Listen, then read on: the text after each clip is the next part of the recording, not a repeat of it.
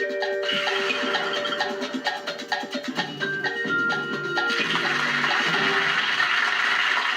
back. Yes, the lord of the domain is the landlord. Well, David, you know, books are such a delight, and one of the things I think is a real pleasure is going into a bookshop, and there is just something physically pleasurable about picking a book up off the shelf and having a look at it and, you know, reading the title, but we tend to do a little bit more than that usually, don't we? We do. We usually just flip it around and read the précis that exists on the back of a book, and hopefully, for the publisher's sake and the writer's sake, that précis is intriguing, it hooks you in, it teases you, you want to read more, and that précis or summary is called a blurb. And in fact, it's a lovely sounding word, isn't it? It is, but it's almost like a sound effect. But why blurb? It's almost 100 years old today. Blurb. It almost sounds like a comic book term, so I'm surprised it's so old. And it's related in a faint way to comics because it was an American humorist called Gillette Burgess who created the word about a century ago, and it was in a book, a most bizarre book that played with idiom and combined idiom with a sort of science sensibility, if you like. And that book was called Are You a Bromide? But it also had the most bizarre subtitle. And it said, Are You a Bromide? The sulfitic theory expounded and exemplified according to the most recent researches into the psychology of boredom, including many well-known bromidioms now in use. You are kidding. The publisher was pulling his hair out. He says, you need to actually condense this down. Why don't you write a little summary? So he just drew a character called Miss Belinda Blurb. And Miss Belinda Blurb just looked at the reader and said, yes, this is a blurb. And from that little event, the word blurb was born. So that's why we now have a précis on the back of a book called a blurb. What a great beginning. I'll never read a blurb in quite the same way again. Thank you, David. Pleasure.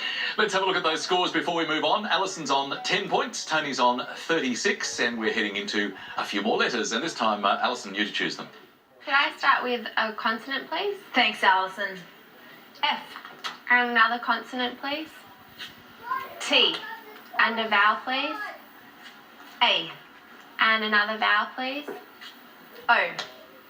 And one more vowel, please. I.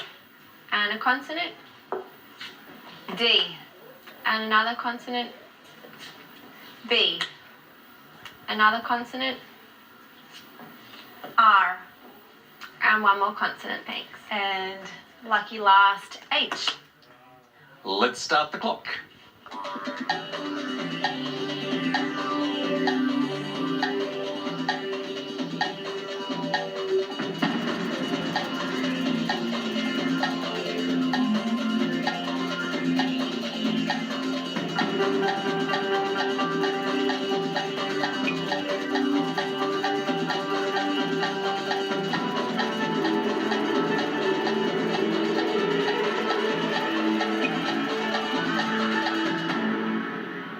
Well, Alison, how many that time?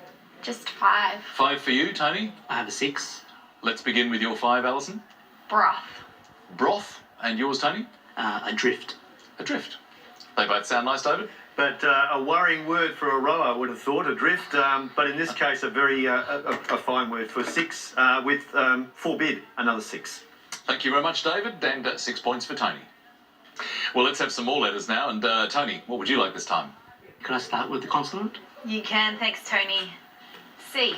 And another consonant? T. One more. L. And I'll have a vowel. U. And one more vowel. I. Another vowel. A. And I'll have a consonant. S. Another consonant. P. And I'll have one more consonant.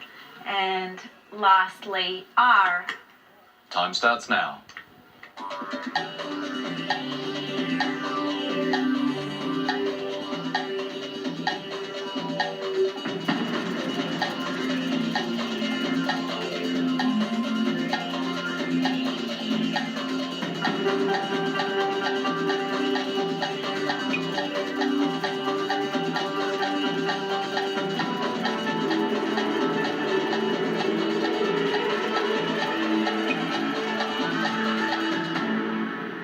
What did you think of that mix, Tony?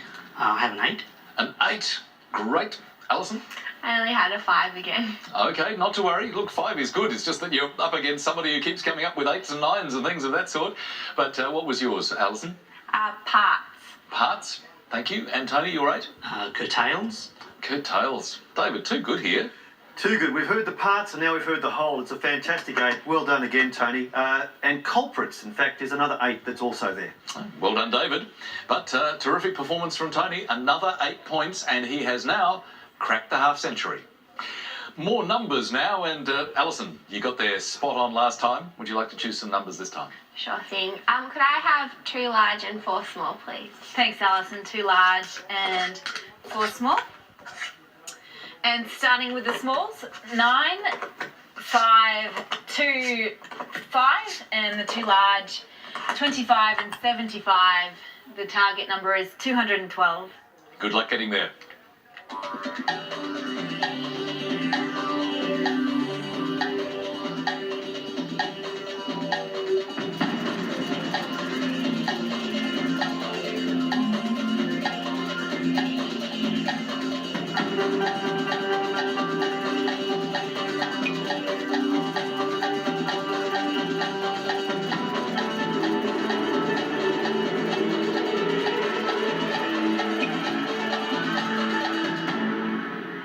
Well, Alison, how did you go this time? I only got to 210. 210, just 2 off the target, so that's good work. What about you, Tony? Same with me, just 210. 210 as well. Okay, Alison, your approach first, please. I did 25 plus 75 is 100. 25 plus 75 is 100.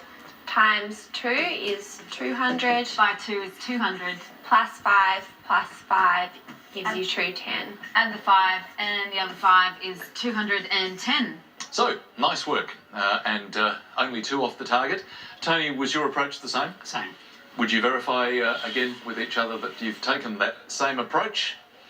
Lily, did you get to 212? Well, I did, but I'm just kind of trying to finalise the last calculations in my head. But let's do it on the fly. Hopefully, I'll get there. This is what we call you jumping out of the plane without the parachute. Yeah, it feels a bit that way actually. Here we go. 25 by 9 is 225. We're 13 away right now.